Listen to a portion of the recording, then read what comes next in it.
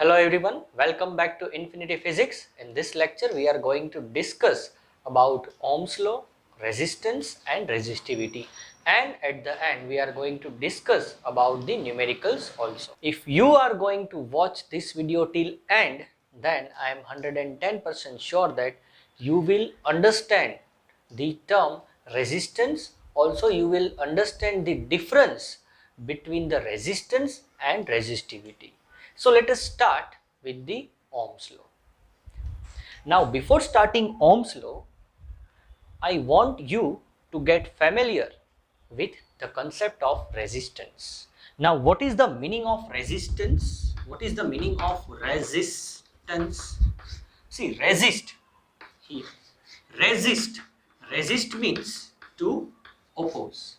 Resist means to oppose. So anything if moving, right, if there is some opposing force, for example when you are moving, right, or when you are driving, there is a force which is opposing your motion, and that force we call frictional force. So frictional force is opposing, it is resisting your motion.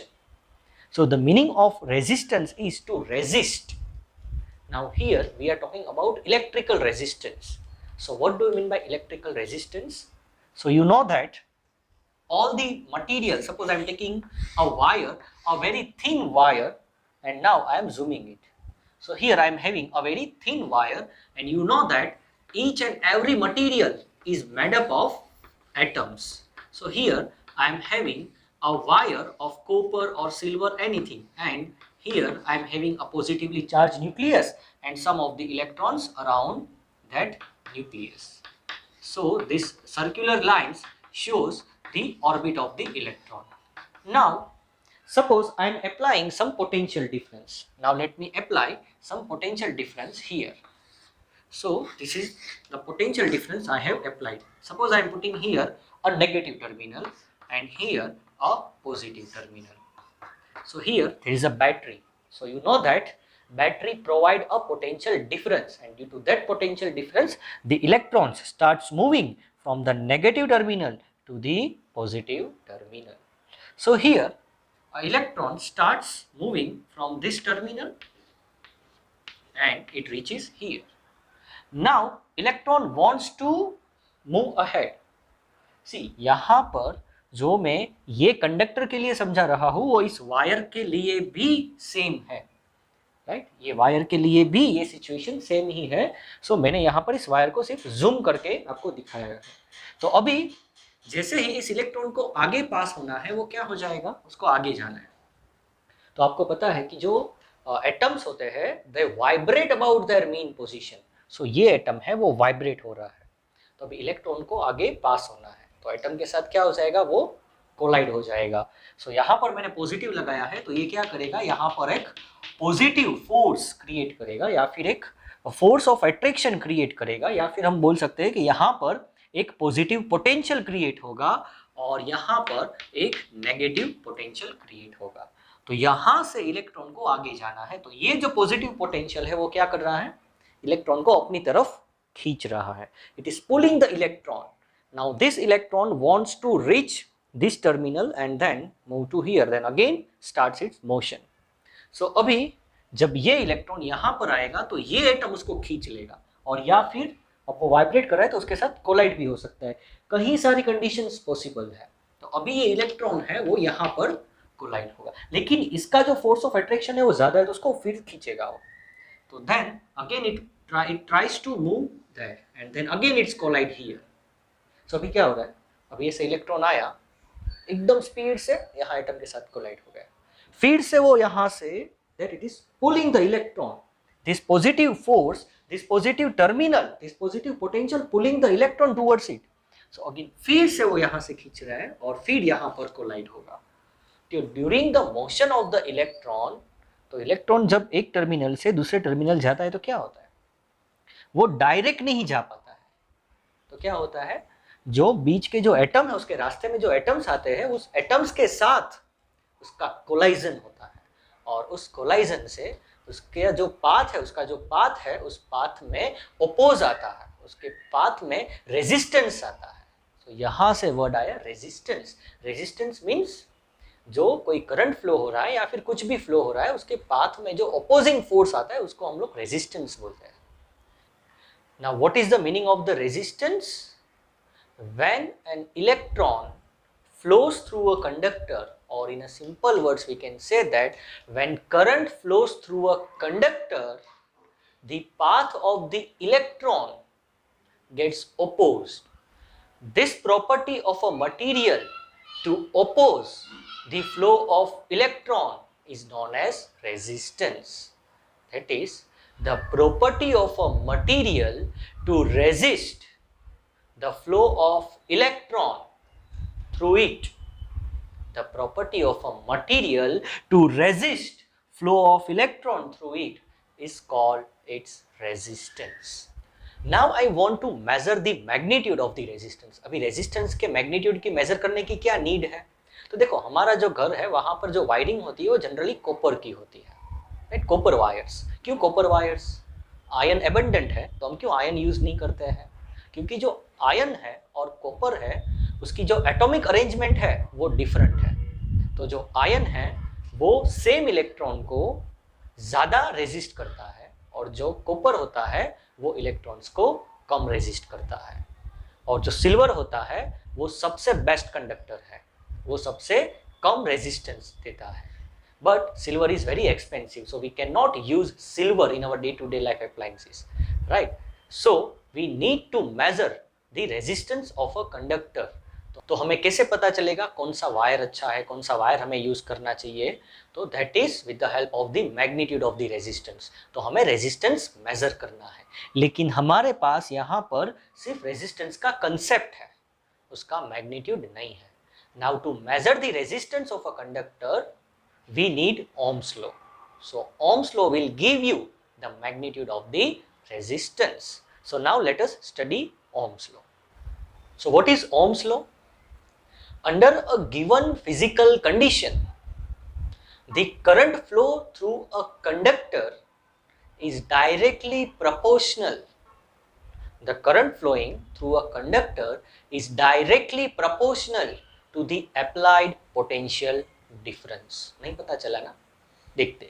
So suppose आपके पास यहां पर ऐसा कोई conductor है। अभी ये conductor को मैंने एक बैटरी से कनेक्ट किया और बैटरी है वो हमारी वेरिएबल है। वेरिएबल यानी जिसका वोल्टेज हम लोग चेंज कर सकते हैं। जैसे आपके घर पर फैन है तो फैन का रेगुलेटर होता है जिससे आप क्या करते हैं, उसकी जो स्पीड है वो चेंज कर सकते हैं। तो सेम यहाँ पे हमारे पास एक रेगुलेटर या फिर हम बोले एक वेरिएबल बैटरी है और यहाँ पर हमने एक एमीटर कनेक्ट किया है। अभी एमीटर क्या होता है? तो जो एमीटर होता है वो करंट फ्लो कितना हो रहा है, करंट का मैग्नीट्यूड मेजर करता है। फिर यहाँ पर मैं एक वोल्ट मीटर कनेक्ट कर देता हूँ। क्यों?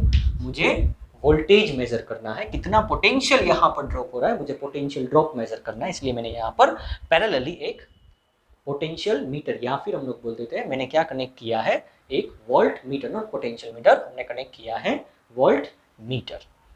सो ये जो है वो हमारा कंडक्टर है। यहाँ पर मेरे पास एक स्विच है सर्किट में। अभी आपने देखा होगा कि सपोज एक मोटर है, वो क्या करती है, ये पंप होता है वाटर का पंप, वो क्या करता है, पानी को पंप करता है। तो हर पंप की अलग अलग कैपेसिटी होती है। अब जितनी बड़ी क्वालिटी का या फिर जितना महंगा पंप लेते हैं वो पंप उतना ज़्यादा वाटर को पुश करता है। तो यहाँ पर भी अगर जो बैटरी है, सपोज मैंने स्टार्टिंग में जो बैटरी है वो 1 वोल्ट की ली है, राइट? या फिर हम लोग स्टार्ट करते हैं सपोज 5 वोल्ट से। सपोज मैंने जो बैटरी ली है वो 5 वोल्ट की है, तो मुझे यहाँ से कुछ करंट फ्लो होता हुआ दिखेगा। यहाँ पर ये है, मुझे करंट दिखाएगा और यहाँ पर मुझे पोटेंशियल ड्रॉप मिलेगा कि इन दोनों के बीच कितना पोटेंशियल ड्रॉप हुआ। तो मैंने 5 वोल्ट लगाया तो यहाँ पर 5 वोल्ट का पोटेंशियल डिफरेंस जनरेट होगा और जो इलेक्ट्रॉन है वो इसके अंदर से फ्लो होंगे, यानी कि हमें करंट मिलेगा। अभी मैं क्या करता हूँ, जैसे जो मोटर के पंप होते हैं, तो अगर मैं उसका जो वोल्टेज है या फिर अगर जो पंप है उसकी जो ज़्यादा कैपेसिटी है, यानी बड़ी क्वालिटी का, अगर अच्छी क्वालिटी का मैं पंप लेता हूँ तो वो क्या करेगा और ज़्यादा वाटर को पुश करेगा। तो सिमिलरली यहाँ पर मैं जो बैटरी है उसका वोल्टेज बढ़ा देता हूँ, यानी कि अभी जो बैटरी है वो मैंने 10 वोल्ट की ले ली, डबल कर दिया। तो यहां पर जो इलेक्ट्रॉन, एक्चुअली ये बैटरी क्या करती है, वो इलेक्ट्रॉन को पुश करती है। बैटरी क्या करती है, इलेक्ट्रॉन को पुश करती है। तो जितनी ज्यादा बड़ी बैटरी है उतनी ज्यादा इलेक्ट्रॉन को पुश करेगी। तो यहां से अगर मैंने 10 वोल्ट कर दिया तो अभी वो ये और ज्यादा इलेक्ट्रॉन को पुश करेगी। तो उससे क्या होगा, ज्यादा इलेक्ट्रॉन फ्लो हो गए, इलेक्ट्रॉन ज्यादा फ्लो हो गए तो हमें करंट भी ज्यादा मिलेगा। तो बस ओम्स लॉ यही कह रहा है कि if you increase the voltage, if you increase the potential difference across a conductor, the flow of current will also increase. So according to Ohm's law, under a given physical situation यानी temperature, pressure, humidity, ये सारी physical जो quantity है उसको आपको constant रखना है। आपको टेम्परेचर को बढ़ाना नहीं है, कम नहीं करना है, वही टेम्परेचर पर सारे रीडिंग लेने हैं। So under a given physical condition, the current flowing through a conductor is directly proportional to the applied potential difference. जो भी करंट इसके अंदर से फ्लो हो रहा है वो किसके प्रोपोर्शनल है, it is proportional to the applied potential difference. So for example मैंने 5 वोल्ट का पोटेंशियल डिफरेंस क्रिएट किया और सपोज मुझे 0.1 एम्पियर का करंट मिला, जस्ट एग्जांपल। सो मैं 10 वोल्ट का करने वाला हूं तो मुझे कितना मिलेगा, 0.2 एम्पियर। अगर मैंने 15 वोल्ट का पोटेंशियल डिफरेंस जनरेट किया तो मुझे कितना करंट मिलेगा, 0.3 एम्पियर। अगर मैंने 20 वोल्ट का पोटेंशियल डिफरेंस किया तो मुझे 0.4 एम्पियर। तो यहाँ पर क्या हो रहा है, जैसे जैसे मैं वोल्टेज बढ़ाता हूँ मुझे क्या मिलता है, करंट की क्वांटिटी भी बढ़ती है। तो अगर मैं ग्राफ पुट करूँ दोनों के बीच, ये है हमारा वोल्टेज और ये है करंट। करंट हम लोग एम्पियर में मेजर करते हैं और वोल्टेज हम लोग V यानी वोल्ट्स में। सो यहाँ पर मैंने स्टार्टिंग में सपोज 0, जब हम लोग 0 रखते हैं तभी हमें कुछ नहीं मिलता है, राइट, नो करंट। अभी मैंने सपोज 5 वोल्ट रखा तो 5 वोल्ट पर मुझे 0.1 मिला। फिर मैंने 10 वोल्ट कर दिया तो 10 वोल्ट पर मुझे 0.2 मिला। फिर मैंने 15 वोल्ट कर दिया तो 15 वोल्ट पर मुझे 0.3 मिला और 20 वोल्ट पर 0.4। तो क्या हो रहा है यहाँ पर, जैसे जैसे मैं वोल्टेज बढ़ाता हूँ करंट है वो भी बढ़ता है। सो हमें एक स्ट्रेट लाइन मिलेगी। ये जो ग्राफ है उस ग्राफ को हम लोग कहते हैं लीनियर ग्राफ, और ये है VI कैरेक्टरिस्टिक्स। VI कैरेक्टरिस्टिक्स यानी वोल्टेज और करंट का रिलेशन शो करता है। क्या हो रहा है, जैसे ही आप वोल्टेज बढ़ाते हैं करंट की अमाउंट भी बढ़ती है। तो जो भी सर्किट के अंदर करंट फ्लो हो रहा है वो करंट किसके प्रोपोर्शनल है, क्यों करंट की क्वांटिटी, करंट का अमाउंट बढ़ रहा है। Why the amount of the current increases, because of the voltage. So we can say that the current flowing through a conductor is directly proportional to the applied potential difference.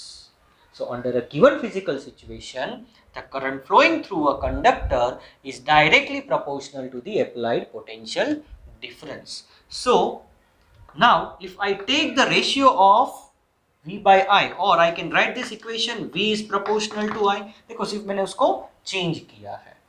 अभी if I take the ratio of V by I, suppose मैं इन दोनों का ratio लेता हूँ तो first हमारे पास अगर हम इसको टेबल के फॉर्म में लिखे तो हमें क्या मिलेगा, ये देखो ये हो गया हमारा टेबल, और ये टेबल में हमारे पास ये साइड है वोल्टेज, ये साइड है current.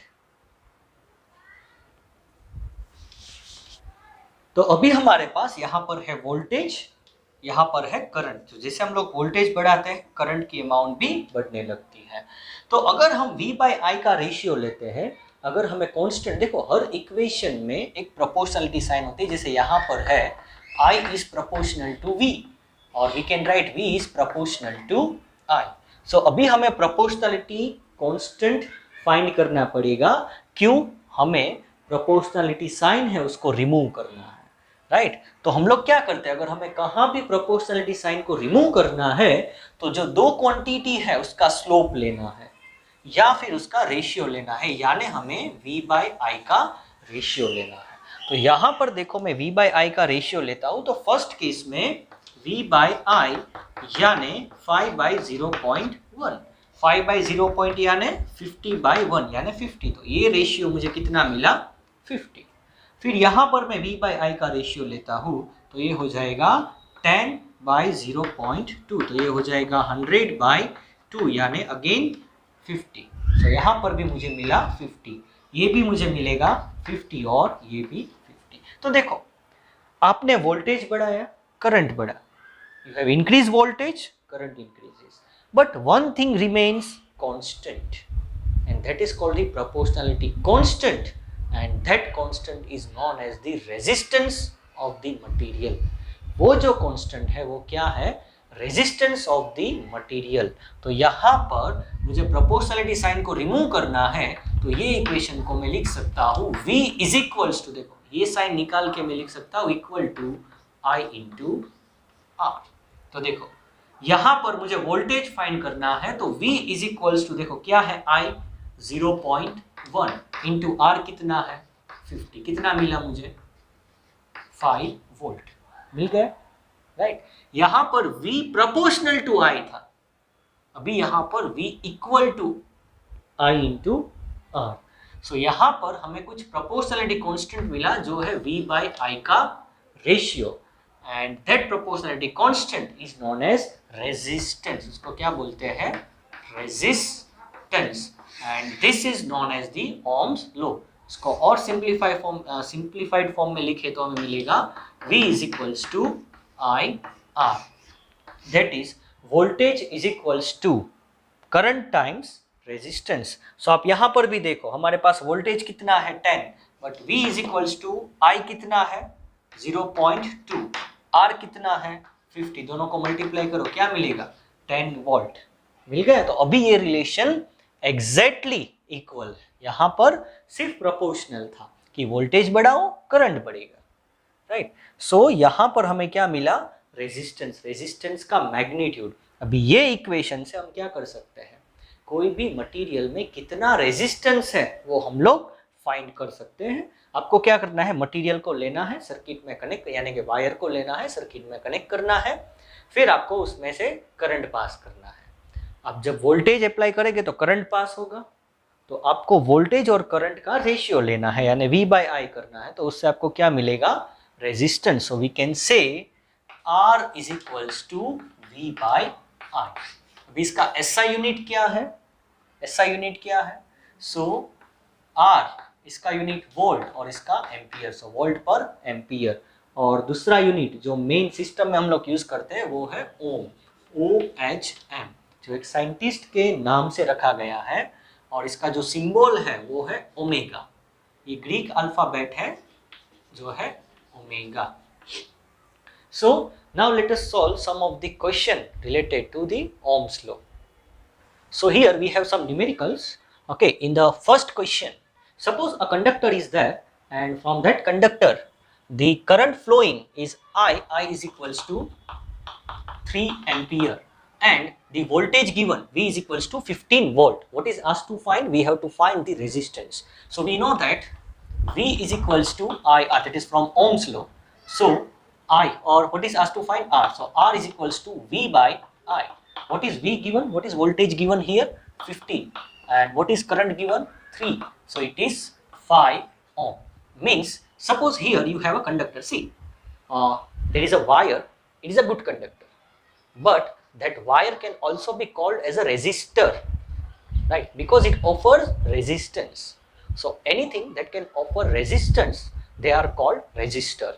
So if you are using a lamp, then the lamp have some of the resistance, because there are no superconductors. If there is a superconductor, then it will provide zero resistance approximately, right? So here the resistance or resistance is 5 ohm. So what is the symbol of the resistor? See, so this is the symbol of the resistor. So here I am having a battery which provide a potential difference. So this is actually a conductor. This is actually a conductor, but it provides resistance. So we call it as a resistor. Okay, so resistor is a device and resistance is a property. So here we have 5 ohm resistance. Okay, the resistors having 5 ohm resistance, and the voltage apply, the potential difference apply is 15 volt, and the current passing through it is 3 ampere. Now in the another situation, here we have voltage applied of 220. So in the second situation, here we have a resistor whose resistance is unknown and we have applied a potential difference of 220 volt. In your book, this question is asked in different way. That is, it is given that find the resistance of a conductor connected across a 220 volt supply and the current passing through is I is equals to 10 ampere. So here the current is 10 ampere, V is given. So we know that V is equals to IR. So R is equals to V by I. What is V given? 220. What is I given? It is 10. So the resistance is 22 omega or 22 ohm.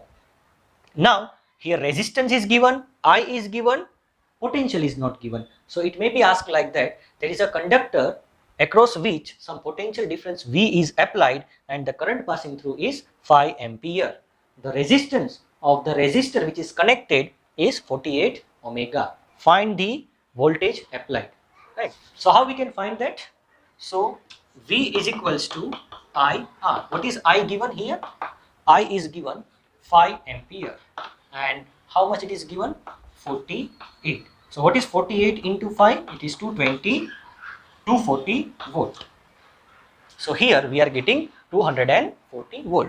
Similarly here in the case same voltage, it is asked to find the voltage, and I hope you can solve this question and reply in the comment section. Now let us discuss about the factors affecting the resistance. Resistance कौन सी चीज पर depend करता है? So factors affecting resistance. So सबसे पहला जो factor है length. So length कैसे रेजिस्टेंस को अफेक्ट करता है? So सपोज आपके पास एक वायर है. Suppose we say the wire is of copper. See copper का वायर है और उसकी जो लेंथ है वो 1 मीटर है. Just for our convenience the length is 1 meter. Now same wire I am taking, same wire, but I am increasing its length. I am making its length 2 times larger. Yani now the length of the copper wire is 2 meter.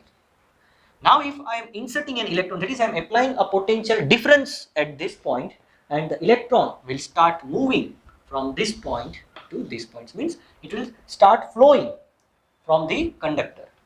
So यहाँ पे भी electron flow होगा. Now if I connect a battery to this terminal, then what will happen? The electron starts moving. Let us say this wire has negligible resistance. Let us assume that ये जो wire connect किया है उसका कोई resistance है ही नहीं. Just we assume that. तो जो इलेक्ट्रॉन को कितना रेजिस्टेंस झेलना पड़ेगा? How much resistance will offer this particular conductor, this particular wire? So electron यहाँ से यहाँ तक फ्लो होगा, फिर उसका रेजिस्टेंस खत्म हो जाएगा. अभी मैंने क्या किया, वायर की लेंथ है वो डबल कर दी. तो मैं वायर की लेंथ अगर डबल कर दूं तो उसको जो रेजिस्टेंस है वो डबल ऑफर होगा. So what we are seeing here, if we increase the length then the resistance also increases. यानी कि जैसे मैंने आपको बोला कि आपको एक टनल से मूव होना है और वो टनल है वो नैरो है, तो अगर वो टनल की जो लेंथ है फॉर एग्जांपल 1 किलोमीटर है और दूसरी जो टनल है वो 2 किलोमीटर की है, और अभी फर्स्ट टनल में से आपको निकलना है और वो टनल है एकदम नैरो है और आपको ऐसे झुक के चलना है, तो क्या होगा? फर्स्ट टनल में से आप निकलेंगे या सेकंड टनल में से? Of course first. क्यों? क्योंकि अगर आप 1 किलोमीटर ऐसे जाएंगे तो आपकी हालत बिगड़ जाएगी. अगर आपको 2 किलोमीटर जाना है तो खत्म. राइट. तो 2 किलोमीटर है वो आपको ज्यादा रेजिस्ट करेगा, आपको ज्यादा थकान देगा, आपकी एनर्जी का वेस्ट ज्यादा करेगा, क्योंकि 1 किलोमीटर है वो कम करेगा. तो 1 किलोमीटर में, या फिर हम लोग बोले कि ये जो 1 मीटर का वायर है उसमें जो इलेक्ट्रॉन को रेजिस्टेंस ऑफर होता है वो 2 मीटर के वायर से कम होता है. क्यों? यहाँ पर इलेक्ट्रॉन को ज्यादा डिस्टेंस कवर करना होता है. ज्यादा डिस्टेंस कवर करना है, इट मीन्स कोलाइजन भी ज्यादा होगा. So more the distance, more the length, more is the collision and more is the resistance. So we can say that the resistance of a wire is directly proportional to the length of the conductor. Okay, now what about the area? Area पर कैसे depend करता है? So the second thing is the area of the conductor. Area means thickness, wire की thickness. एक wire है मेरे पास, ये बड़ा वाला वायर है और एक वायर है, यानी इसकी जो थिकनेस, इसका जो एरिया है वो ज्यादा है, और ये क्रॉस सेक्शनल एरिया. जब हम एरिया की बात करते हैं तो क्रॉस सेक्शनल एरिया ये वाला, जो भी आपकी पेन है तो पेन में एक आगे का जो पॉइंट होता है उसका जो क्रॉस सेक्शनल एरिया होता है कम होता है और पीछे का ज़्यादा होता है। तो यहाँ पर ये जो है इसको हम लोग क्रॉस सेक्शनल एरिया बोलेंगे। तो यहाँ पर ये है इसका क्रॉस सेक्शनल एरिया। और दूसरा जो कंडक्टर है वो सेम लेंथ का है, लेकिन उसका जो क्रॉस सेक्शनल एरिया है वो उससे कम है। तो अभी सेम आपको फिर से टनल में से पास होना है। अगर टनल वाइड है तो आप आसानी से पास हो जाएंगे, आसानी से। अगर सेम टनल एकदम नैरो है और आपको पास होना है तो आपको ऐसे झुक के पास होना पड़ेगा, तो आपकी जो एनर्जी है उसका वेस्टेज ज़्यादा होगा। तो सिमिलरली यहाँ पर इलेक्ट्रॉन को मूव होने के लिए ज़्यादा एरिया मिलता है, तो वो आसानी से एक जगह से दूसरी जगह पर मूव हो पाएगा। लेकिन यहाँ पर उसके पास जाने के लिए जो एरिया है वो रेस्ट्रिक्टेड है, यानी कि उसको कम से कम एरिया है उसमें से निकलना है। तो क्या हो जाएगा, कोलाइजन भी ज़्यादा होगा और यहाँ पर इलेक्ट्रॉन वो पाथ चूज करेगा जहाँ पर उसको कम कोलाइजन मिले, तो उसके पास चॉइस बढ़ जाती है। यहाँ पर जो चॉइस है उसके पास कम है। तो क्या होता है, अगर आप एरिया बढ़ा दो तो जो रेजिस्टेंस है वो कम हो जाता है। तो यहाँ पर अगर एरिया बड़ा है तो जो रेजिस्टेंस है वो कम है, यहाँ पर एरिया कम है तो जो रेजिस्टेंस है वो ज़्यादा ऑफर होगा। So we can say that the resistance is inversely proportional to area. Inverse relationship यानी अगर एक को कम करो तो दूसरी बढ़ जाती है, एक को बढ़ा दो तो दूसरी कम हो जाती है। इसको इनवर्स रिलेशनशिप बोलते हैं। और थर्ड है टेम्परेचर। आपको पता है, आपने नोटिस भी किया होगा कि आपका जो घर है वहां पर इलेक्ट्रिसिटी बिल आता है, तो समर में इलेक्ट्रिसिटी बिल ज़्यादा आता है, विंटर में कम आता है। इसीलिए नहीं कि हम फैन कम यूज़ करते हैं विंटर में, इसीलिए कि जो विंटर है उसमें टेम्परेचर लो होता है, तो जो वायर्स होते हैं, जो सर्किट अरेंजमेंट होती है वो कम रेजिस्टेंस ऑफर करता है। तो टेम्परेचर से क्या होता है, जो इलेक्ट्रॉन्स का जो मोशन या फिर हम लोग बोलते हैं जो थर्मल वाइब्रेशंस होते हैं, ये जो एटम्स है उसके जो थर्मल वाइब्रेशंस होते हैं वो थर्मल वाइब्रेशंस बढ़ जाते हैं, तो उससे जो इलेक्ट्रॉन का कोलाइजन होता है उसके साथ वो भी बढ़ने लगता है। तो अगर हम टेम्परेचर बढ़ाते हैं तो रेजिस्टेंस बढ़ जाता है। इन कंडक्टर्स में ऐसा होता है। अगर हम सेमीकंडक्टर्स की बात करें तो सेमीकंडक्टर्स में ऐसा नहीं होता है, उसमें आप टेम्परेचर बढ़ा दो तो रेजिस्टेंस कम होता है। अब क्यों कम होता है वो आपको फाइंड करना है और कमेंट्स में लिखना है।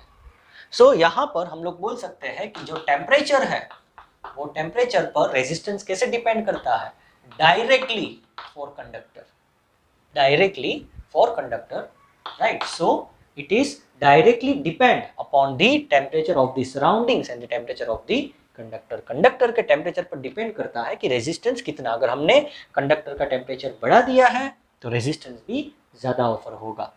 और fourth and the last thing that the resistance depend is on the arrangement of the material. किस पे डिपेंड करता है, arrangement of the atoms in a material. Material के अंदर जो एटम्स है उसकी अरेंजमेंट कैसी है। तो आप सिल्वर लो, कॉपर लो, आयरन लो, हर मटेरियल में जो अरेंजमेंट होगी वो अलग अलग होगी। तो यहाँ पर जो रेजिस्टेंस है और कौन सी चीज पर डिपेंड करता है, on the material, that is the resistivity, अभी रेजिस्टिविटी क्या होता है, तो रेजिस्टिविटी को हम लोग समझते हैं, उसके बाद आपको पता चलेगा कि ये क्या है। तो सपोज फर्स्ट आपने ये तो समझ लिया कि जो हर मटेरियल होता है उसके अंदर की जो एटॉमिक अरेंजमेंट होती है वो डिफरेंट होती है। यानी कि अगर आप सिल्वर वायर ले लो तो उसमें से इलेक्ट्रॉन आसानी से पास हो जाएगा, लेकिन आप वुडन ले लो तो वुड में से तो पास ही नहीं होगा, राइट। आप चौक ले लो, चौक में से भी इलेक्ट्रॉन पास नहीं होता है। क्यों, ये इंसुलेटर है। क्यों इंसुलेटर है, क्योंकि इसकी जो एटॉमिक अरेंजमेंट है वो कंडक्टर से, मेटल से अलग है। अभी आप कॉपर ले लो, एक वायर ले लो कॉपर, एक ले लो सिल्वर, एक ले लो गोल्ड और एक ले लो आयरन, Fe। सब वायर है, आपको सेम लेंथ के लेने हैं, सेम लेंथ। लेट अस से हम 1 मीटर का वायर लेते हैं, तो यहाँ पर मेरे पास 1 मीटर का एक कॉपर वायर है, 1 मीटर का सिल्वर वायर है, 1 मीटर का सपोज गोल्ड का वायर है और यहाँ पर 1 मीटर का आयरन का वायर है। अभी सब वायर में से मैं क्या करता हूँ, सबको सेम पोटेंशियल देता हूँ। सबके अक्रॉस मैं सपोज 10 वोल्ट की बैटरी कनेक्ट करता हूँ, सबके अक्रॉस, यहाँ पर 10 वोल्ट, यहाँ पर 10 वोल्ट, यहाँ पर 10 वोल्ट, यहाँ पर 10 वोल्ट। तो हमारे पास कुछ ऐसी अरेंजमेंट है, ये हमारा वायर है जो मैंने रेजिस्टेंस के सिंबल से शो किया है, और ये हमारी बैटरी है वो 10 वोल्ट की है। अभी देखो सबकी लेंथ सेम है, सबका एरिया भी मैं सेम ले लेता हूँ, और टेम्परेचर भी सेम। अभी मैं यहां से करंट पास करता हूं, यानी कि मैं voltage, I am applying voltage here. क्या हमें सब में सेम करंट का फ्लो मिलेगा? नहीं, हमें हर मटेरियल में सेम फ्लो नहीं मिलेगा, राइट। सो यहां पर सपोज फर्स्ट केस में अगर मैं सिल्वर की बात करूं, ये हमारा गोल्ड है, अगर मैं सिल्वर की बात करता हूं तो सिल्वर में हमें सबसे ज्यादा करंट मिलता है। Just for example let us से हमने 10 वोल्ट का पोटेंशियल डिफरेंस अप्लाई किया, और हमें जो वोल्टेज, जो हमें करंट मिला, वो करंट लेटर से हमें 8 एम्पियर का मिला। जस्ट एग्जांपल, ना इतना सारा नहीं मिलेगा, it is just for example. So यहां पर हमें 8 एम्पियर का करंट मिला। अभी हम कॉपर की बात करें तो कॉपर में सिल्वर से कम करंट मिलेगा, यानी लेटर से 6 एम्पियर। अगर गोल्ड की बात करें तो हमें इससे भी कम मिलेगा, 5 एम्पियर। और आयन की बात करें तो आयन है हमें सबसे ज्यादा रेजिस्टेंस देता है, क्योंकि उसकी एटॉमिक अरेंजमेंट अलग होती है, सबकी एटॉमिक अरेंजमेंट अलग होगी। तो यहां पर सपोज ये हमें सिर्फ लेटर से 3 एम्पियर देता है। तो हर मटेरियल का जो रेजिस्टेंस है, अगर हम सेम लेंथ का मटेरियल लेते हैं, सेम एरिया का मटेरियल लेते हैं और उसका रेजिस्टेंस फाइंड करते हैं, तो हमें अलग अलग मिलता है।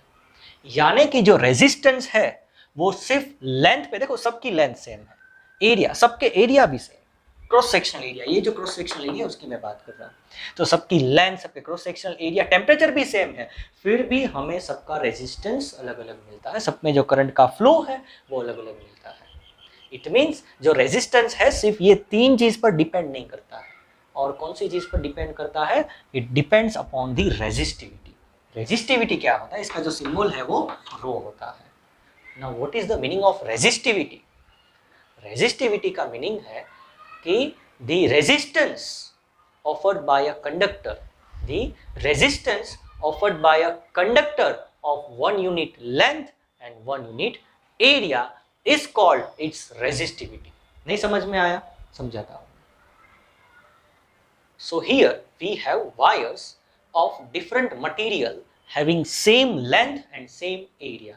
सबकी जो length है वो 1 unit है, 1 unit यानी 1 meter. So the length of each wire is 1 meter and the area, the cross-sectional area of each wire is 1 unit. Right? 1 unit यानी 1 millimeter square भी हो सकता है, 1 centimeter square भी हो सकता है और 1 meter square भी हो सकता है। तो आप कुछ भी एज्यूम करो, अभी के लिए चलेगा। राइट, सो हमारे पास सब वायर, ये 3 वायर है, सबकी लेंथ और area, cross sectional area same है, लेकिन मटेरियल अलग है। फर्स्ट वायर सिल्वर है, दूसरा कॉपर है और तीसरा आयरन है। अभी हम लोग क्या करते हैं कि यहाँ पर मैं कुछ बैटरी यानी वोल्टेज सप्लाई करता हूँ। यहाँ पर मैंने बैटरी लगाई सपोज यहाँ पर, और बैटरी लगाने के बाद मैंने ओम्स लॉ से V is to I R, क्योंकि यहाँ से अगर मैं वोल्ट मीटर एम मीटर लगाता हूँ तो मुझे करंट मिलेगा। सो करंट एंड वोल्टेज को मेजर किया, फिर V बाय I का रेशियो लिया। वो हमने जो लास्ट में किया था वही करना है। एक आपको वायर लेना है 1 मीटर का, उसमें बैटरी कनेक्ट करनी है। बैटरी कनेक्ट करने के बाद उसमें आपको क्या वोल्टेज, आपको क्या करंट मिला, so voltage and current find करना है। फिर आपको जो वोल्टेज एंड करंट मिलता है उसका आपको रेशियो लेना है, यानी V बाय I। सो उससे आपको क्या मिलेगा? रेजिस्टेंस। सो हमने रेजिस्टेंस फाइंड किया, 1.6 × 10⁻⁸ ओम मिला। फिर हमने ऐसे कॉपर वायर का रेजिस्टेंस फाइंड किया, सेम वोल्टेज अप्लाई किया, करंट मिला, दोनों का रेशियो लिया और हमें रेजिस्टेंस मिला।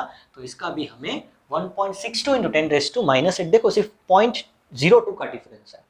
फिर हमने आयन लिया, और आयन का जो रेजिस्टेंस है देखो इससे बहुत ज़्यादा है, तो आयन का जो रेजिस्टेंस हमें मिला वो 10 × 10⁻⁸ ओम मिला। Now what is electrical resistivity? The electrical resistance of a conductor of unit cross-sectional area and unit length is known as its resistivity. तो resistivity क्या होता है? आप 1 मीटर का वायर लीजिए, उसका जो आपको रेजिस्टेंस मिलता है वो उसकी resistivity है। So when you connect the battery and if you measure the resistance, you will get some resistance of all the materials. So that resistance per unit length, एक यूनिट लेंथ का wire लेते हैं, यानी कि 1 metre का wire लेते हैं, उसका रेजिस्टेंस आप मेजर करते हैं, वो जो आपको रेजिस्टेंस मिलता है, that resistance is called the resistivity. Then what is the difference between the resistance and resistivity?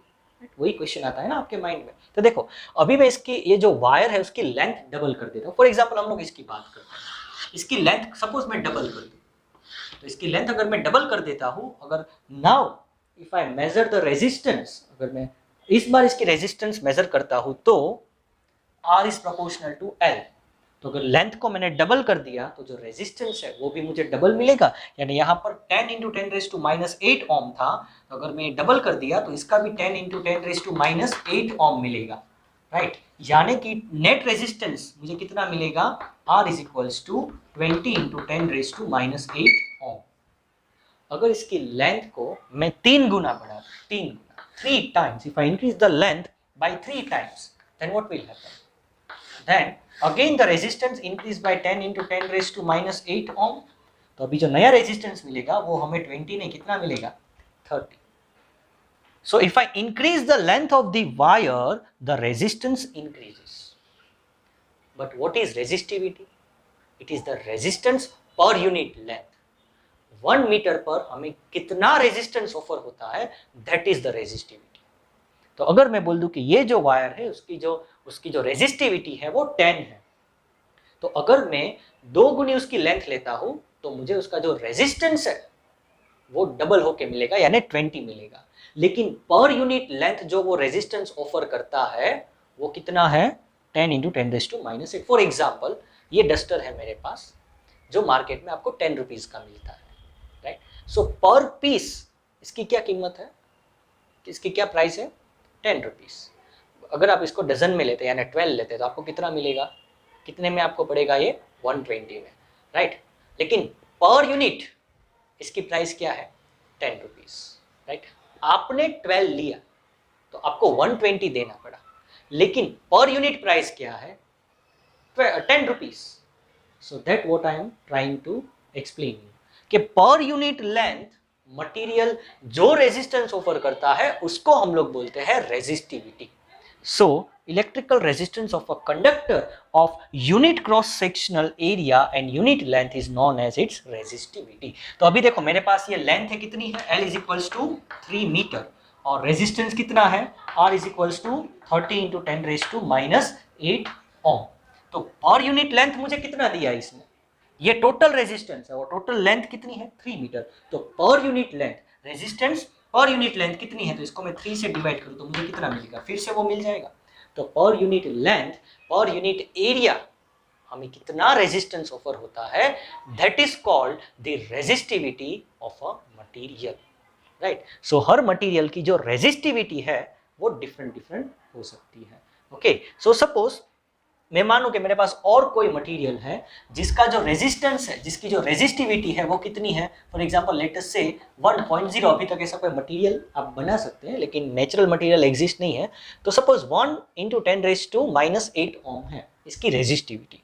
अगर इसकी मैं लेंथ को 10 टाइम्स बढ़ा दूं, देखो इसकी लेंथ को मैं 10 टाइम्स बढ़ा दूं तो मुझे रेजिस्टेंस कितना मिलेगा, R is equals to 10 into 10⁻⁸ ohm. देखो इसके जितना मिला। ये जब हम 1 लेंथ का लेते हैं यानी 1 मीटर का लेते हैं तभी हमें इसका जो रेजिस्टेंस मिलता है वो 10 इंटू 10⁻⁸ ओम मिलता है, जिसको हम लोग इसकी रेजिस्टिविटी बोलते हैं। तो इसकी जो रेजिस्टिविटी है कितनी है, 1 इंटू 10⁻⁸ ओम। तो इसकी लेंथ आप 10 गुना बढ़ा दो यानी 10 टाइम्स बढ़ा दो तो आपको जो रेजिस्टेंस मिलेगा वो कितना मिला, 10 इंटू 10⁻⁸। उसका रेजिस्टेंस 10 टाइम्स इंक्रीज हो गया। लेकिन per unit length, per meter, per unit area वो कितना रेजिस्टेंस ऑफर करता है, that is only 1 into 10⁻⁸। That is called its resistivity. The equation of resistance can be modified as, see R is proportional to L, R is proportional to area. Temperature we are making constant, right? So we are not including temperature. So now if I combine these two terms, then L by E. I am combining these two terms, so I can write R is directly proportional to L and R is inversely proportional to area. But see, if I am taking the जैसे हमने last में भी example देखा कि same length and same area था तो हमें जो रेजिस्टेंस मिलता था सबका अलग अलग मिलता था। यानी कि ये और एक चीज को प्रोपोर्शनल है, एक और एक चीज पर डिपेंड करता है। किस पर डिपेंड करता है? रेजिस्टिविटी पर। और रेजिस्टिविटी क्या, हर मटेरियल की अलग अलग होती है, और वो क्या होती है, हर पर्टिकुलर टेम्परेचर पर कांस्टेंट रहती है। यानी कि यहाँ पर एक प्रोपोर्शनलिटी कांस्टेंट मुझे ऐड करना है कि ये जो इक्वेशन है मैं इसको इक्वल टू साइन में लिख सकता हूँ। तो यहाँ पर R is equals to rho L by A. Now what is this rho? This rho, it is pronounced as rho, R-H-O, it is rho. So rho is the symbol of the resistivity. So here, suppose I am taking a silver wire of length 1 meter, so L is equals to 1 meter, area of 1 millimeter or 1 meter square, 1 meter square लेते हैं, so area is 1 meter square, and I am putting here, so R is equals to rho into 1, so rho मिला हमें, देखो ये रो। तो तभी हमने जो रेजिस्टेंस देखा था कितना मिला था, 1.62 into 1.6 into 10 raised to minus 8 ohm, right. So यहाँ पर अगर मैं लेंथ 1 लेता हूँ, तो अगर मैं यहाँ पर प्रोपोर्शनलिटी कांस्टेंट यानी रो को नहीं रखता हूँ, रेजिस्टिविटी को नहीं रखता हूँ, तो सब मटेरियल के लिए हमें ये क्वांटिटी सिर्फ 1 मिलेगी। यानी कि ये इक्वल टू साइन को बैलेंस करने के लिए हमें और एक प्रोपोर्शनलिटी कांस्टेंट चाहिए, जो है resistivity. And what is resistivity? It is the electrical resistance offered by a material of unit length and unit area. So जब आप ये दोनों को 1 ले लेंगे तभी आपको जो रेजिस्टेंस मिलता है वो क्या है, रेजिस्टिविटी। देखो हमें मिला R is equals to rho. So in this case R is equals to rho. अगर आप इसकी लेंथ को 2 गुना बढ़ा दो, 2 times, then this will increase by 2. If you increase the length by 3, then this will be again increased by 3. But यहां पर constant क्या रहता है, what remains constant here, this value, that is the resistance offered by a material of unit length and unit area. So ये जो चीज है वो कांस्टेंट रहती है, that constant is known as the resistivity of a material. So I can write R is equals to rho L by A. Now I want rho, मुझे rho चाहिए, तो rho is equals to RA by L. I am just taking this to this side and L, it is downside. So here R rho is equals to RA by L, where R is the resistance, A is the area, and L is the length. Now what is the SI unit of the resistance, resistivity? What is the SI unit? See, for R it is ohm, for A it is meter square, because area is there, so unit of area is meter square and unit of length is meter. So here you get ohm meter. So if I want to write the resistivity of copper, then I can write 1.6 into 10 raised to minus 8 ohm meter. I want to write the resistivity of, this is the resistivity of silver, I want to write the resistivity of copper, then I can write 1.62 into 10 raised to minus 8 ohm meter. So this is the resistivity of a material. ये जो symbol है वो resistivity का symbol है, and this formula is the formula of resistivity. Okay, so I hope you have understood the concept of resistance and resistivity. Now let us try to solve some of the numericals so that you can get the clear understanding of resistance and resistivity. So आपको एक चीज तो पता चल गई कि अगर material को मैं कांस्टेंट टेम्परेचर पर रखता हूँ, and if I change its area, its length, anything, the resistance will change, but only one thing will remain constant, that is the resistivity. So resistivity is the property of a material. So जैसे कि copper का wire है, ये 1 length पर हमें मिलता है, 1 unit length यानी 1 मीटर पर मिलता है। अगर मैं इसकी लेंथ है डबल कर दूं, राइट, तो ये जो वैल्यू है यानी ये रेजिस्टेंस है वो डबल हो जाएगा, राइट। लेकिन ये पर यूनिट लेंथ जो ऑफर करता है वो तो कांस्टेंट रहेगा। जैसे इसकी जो प्राइस है पर यूनिट पीस वो 10 रुपीज है, तो वो कांस्टेंट रहेगी। लेकिन आप 10 पीस लेते हो तो 100 रुपीज आपको पे करने पड़ेंगे। Question 1, what will be the resistivity of a metal wire of 2 meter length and 0.6 millimeter in diameter if the resistance of the wire is 50 ohm. Now in this question the data given is length given 2 meter, diameter is given 0.6 millimeter. Okay, millimeter means it is 0.6 into 10 raised to minus 3 meter, and resistance given 50 ohm. We have to find the resistivity of the wire. So we know that R is equals to rho L by A. Now we want to find rho, that is resistivity. So rho is equals to RA by L. Now what is R given here? 50, right? And what is area? Area, see, wire is having a circular cross section, right? Any wire is having a circular cross section. So we need to find the cross sectional area of that wire. So cross sectional area is circular. So what is the area of the circle? So it is A is equals to pi r square.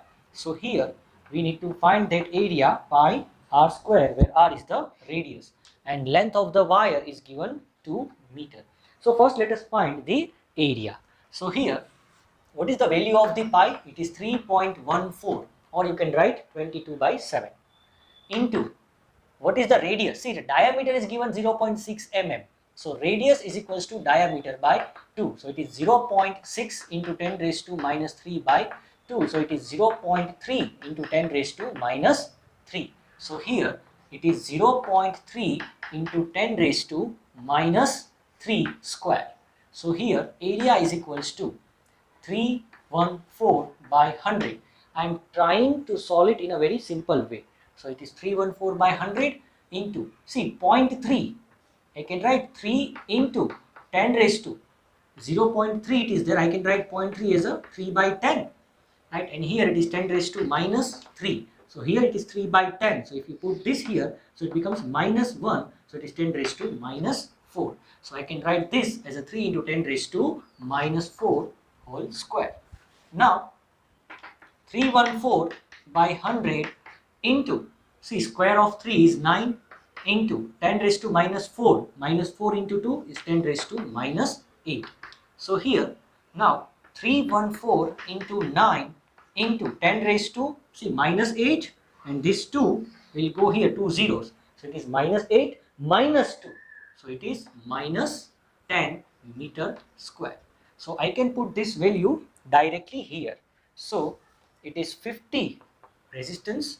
It is 50 ohm into area is 314 into 9 into 10 raised to minus 10 divided by, what is the length? Length given 2. So you can cut this as a 157. Now you multiply this 50 into 157 into 9. So the answer will be 70650. If you multiply these two terms, you will, these three terms, you will get 70650 into 10 raised to minus 10. Now what is the unit of resistivity? It is ohm meter. So it is ohm meter. Now you can simplify this as, see, 7.0650 into 10 raised to minus 10. See, how many digits I have shifted the point? 1, 2, 3 and 4 digits. So I have to add here plus 4.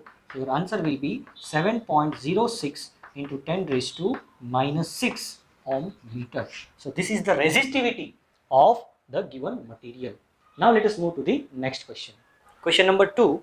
The resistance of an electric wire of an alloy is 10 ohm if the thickness of wire is 0.001 meter and length is 1 meter. Find its resistivity. Now according to question, we have wire having resistance 10 ohm, its diameter means thickness is 0.001 meter, that is 1 millimeter, its thickness. Then what is the radius? Radius is equals to 1 by 2, that is d by 2 of the diameter, that is half of the diameter. So it is 1 by 2 means 0.5 into 10 raised to minus 3 meter. Length is given 1 meter. We need to find the resistance. So rho is equals to RA by L. R is given 10. Area means again pi r square. So we have to find A is equals to pi r square. Pi is 3.14.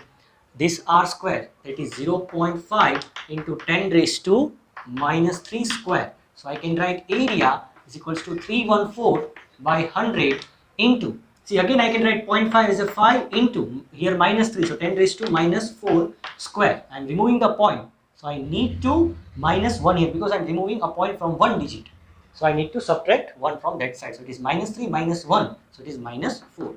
So 314 by 100 into 5 into 5, 25 into minus 4 into 2, 10 raised to minus 8.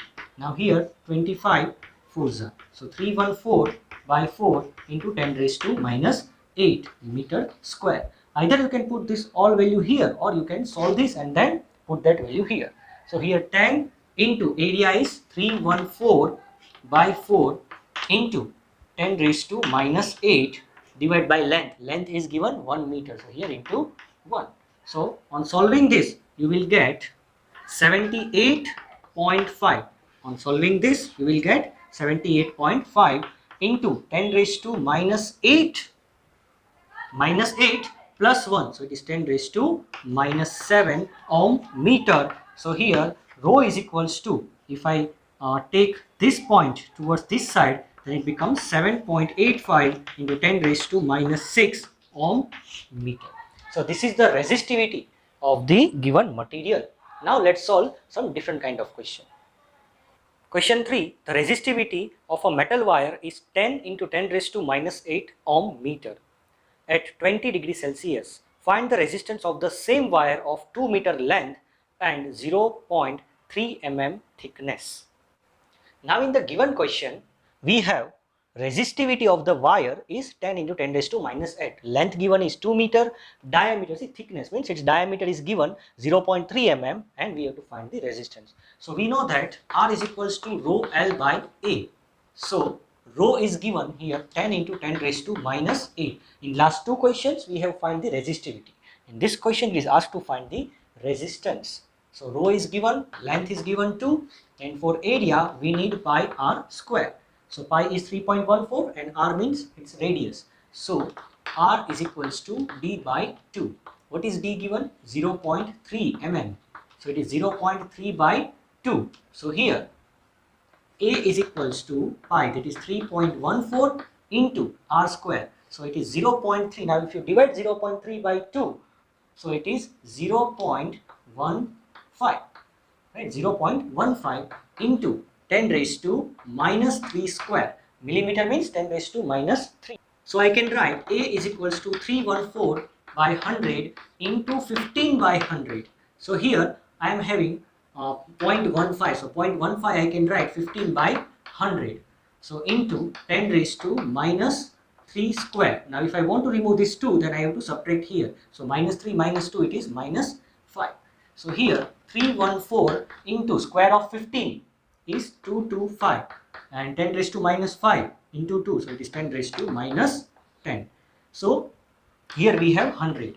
So 100 again, if I want to remove here, then I have to again subtract 2. So it is 314 into 225 into 10 raised to minus 10 minus 2, because here 2 zeros are there. So here it is minus 12 meter square. So I can put this value here. So here the value of area, if I place, then I will 314 into 225 into 10 raised to minus 12. So here 10 into 2 into 10 raised to minus 8. If here it is minus, if I take this 10 raised to minus 12 on the upper side, then it is plus 12 divided by, if you multiply 314 with 225, then you will get 70650. Now if you solve this, then you will get here 20 into, see 10 raised to minus 8 plus 12, so 10 raised to plus 4 divided by 70650. So now you can divide this here, see this 0 and this 0 will get cancelled. So here 2, here see 70665. So I can write 200. Here 4 zeros are there, 10 raised to 4 means 40. So 200 by 7065. So it makes our division easy. So now if you divide, then you will get 2.83 ohm. So this is your final answer. 2.83 ohm is the resistance of the given wire. Now let's move to the next question. Question number 4. The area of cross section of wire becomes half when its length is stretched to double. How the resistance of the wire is affected in new condition. Now in the given question, we have a wire of length L and its area is A, and its resistance is R and resistivity rho. Now it is said that you are stretching a wire. Now on stretching, its length gets double. Its length gets double. So the new length of the wire is 2L. नई length कितनी हो गई इसकी 2L, double हो गई. और जो area है, वो जो नया एरिया मिला वो हाफ हो गया A/2. Then now what will be the resistance of this new wire? See, material remains same. आप उसको स्ट्रेच करते हो ना, तो जो मटेरियल है वो तो सेम रहेगा. यानी अगर कॉपर का वायर है तो वो कॉपर ही है, आप उसको स्ट्रेच करो वो चेंज नहीं हो जाएगा, राइट. तो यहाँ पर जो मटेरियल की प्रॉपर्टी है यानी उसकी जो रेजिस्टिविटी है वो कांस्टेंट रहेगी. तो उसको ध्यान में रख के हमें ये करना है. तो देखो, अगर हम इनिशियली कोई भी वायर हो जिसकी लेंथ L, एरिया A और उसकी रेजिस्टिविटी रो हो, तो उसका रेजिस्टेंस फाइंड करना है. तो R is equals to rho L by A. अभी नया वायर मिला, यानी वायर तो वही है, हमने सिर्फ उसका जो एरिया है और लेंथ चेंज की है. तो नया रेजिस्टेंस कैसे निकालेंगे? R dash is equals to rho. See, resistivity will remain same. Resistivity will not change because we are not changing the material. So rho L dash by A dash, where L dash and A dash are new length and new area. So here rho, what is L dash? It is 2 into L because new length is double. And what is A dash? It is A by 2. So R dash is equals to, see, these two will come up. So here we get 4. See here, rho into 4L by A. Rho into 4L by A. You can simplify it and then you can write here 4, here rho into L by A. Rho into L by A. See. So what is rho L by A? What is rho L by A? It is the original resistance. Rho L by A is the original resistance. So I can write here R is equals to R dash, not R dash is equals to 4 into original R. 4 into R. So when you stretch the wire, its length increases, its area decreases, and its resistance increase by 4 times. So new resistance is 4R. Now suppose it is asked that find the ratio of the original resistance to the new resistance. So what is the original resistance? R. And what is the new resistance? R dash. So here it is 1 by 4, or you can say what you are getting here, R dash is equals to 4R. So R dash by R is equals to 4, or R by R dash is equals to 1 by 4. So the ratio of the original resistance to the new resistance is 1 by 4, and ratio of the new resistance to the original resistance is 4. I hope you have understood the concept of resistance, resistivity, Ohm's law. Also we have solved some numericals. Now if you face any query, then you can write in the comment section. And if you have really liked my video, if your concepts are clear, then please share this video. Have a nice day.